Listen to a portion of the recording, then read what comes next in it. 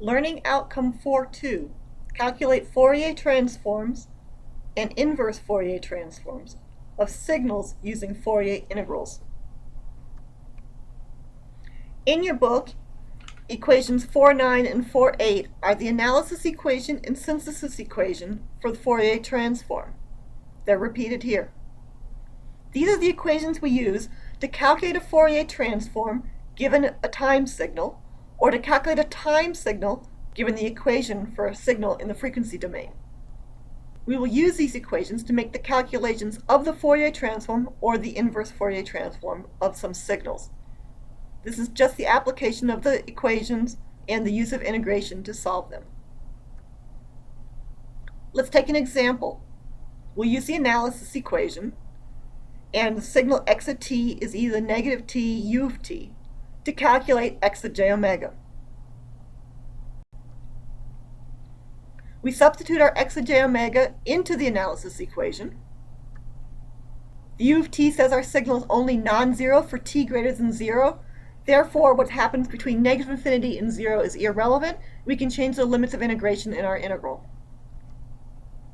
We can combine the two exponential terms, integrate, substitute in the limits of integration. On the right, we can see we have an e to the 0, and this term will reduce to 1. On the left, we have an e to the negative 2 minus j omega infinity. This involves a little bit more analysis. E to the negative 2 infinity, we know is going to go to 0, but we can't just say the whole thing's going to go to 0 until we make sure that the second term will not go to infinity. Because of this j, we know the magnitude of this term is 1.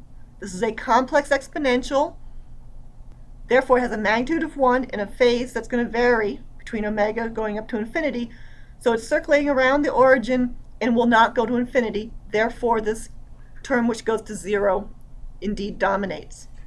And the resulting Fourier transform is 1 divided by 2 plus j omega. Another example. This is very similar to the previous example, but now we have u of t minus 1 instead of just u of t.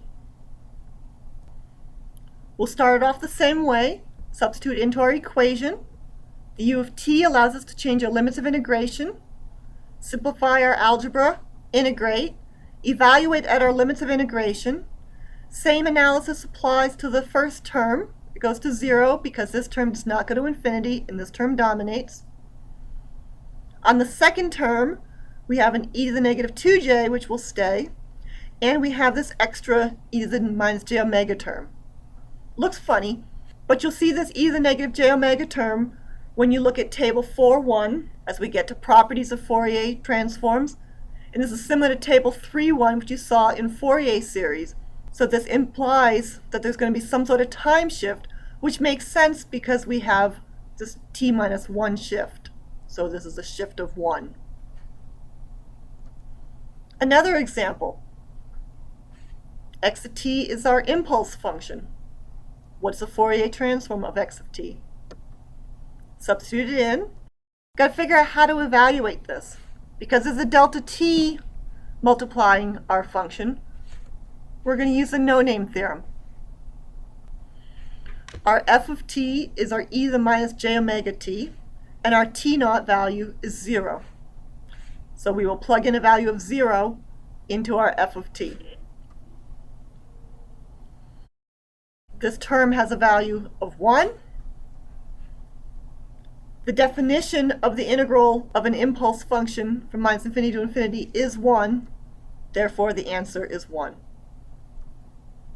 Another example. This time we want to take the inverse Fourier transform. This works very similar. It's just integration, substituting in a value for original transform function. But we now have an e to the positive j omega t and a 1 over 2 pi. The procedure is the same. Substitute it in and integrate. We make our substitution. Again, we need the no-name theorem, but our variable, instead of being t, is omega. No-name theorem works the same way. Our f of t is e to the j omega t. Our omega goes to 0. Definition of the integral of an impulse function is still 1, and our inverse Fourier transform is 1 over 2 pi.